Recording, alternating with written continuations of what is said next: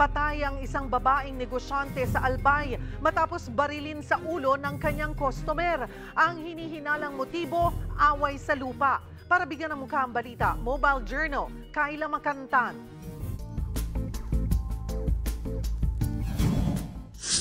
Dead on arrival sa ospital ang babaeng negosyante matapos siyang pagbabarilin ng nagpanggap na customer.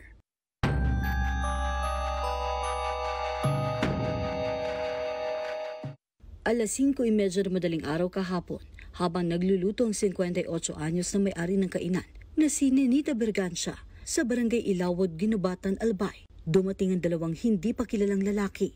Pumasok sa kainan saka umorder ng kape. Maya-maya bigla na lang pinagbabaril ng isa si Nenita dahilan para bawian siya ng buhay. Agad isinugod ng otoridad ang nakahandusay na biktima pero hindi na siya nailigtas pa. Ang mga suspect mabilis umiskapo dahil wala masyadong tao ng mga oras na yon.